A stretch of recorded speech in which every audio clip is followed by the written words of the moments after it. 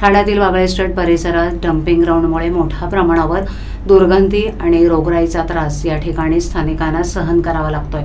गेल्या 2 ते 3 वर्षांपासून डम्पिंग हटवण्याची मागणी स्थानिक नागरिक करतायत, मात्र ठाणे महापालिकेकडून यावर कोणताही तोडगा काढला जात नाही।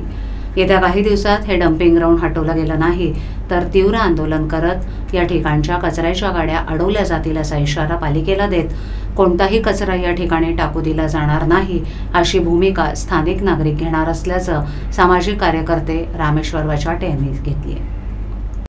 कोर्टाचे पिटिशन दाखल केली आहे, काय नेमकं तुम्हाला उत्तर मिळतंय आणि कधी हा निर्णय लागणार?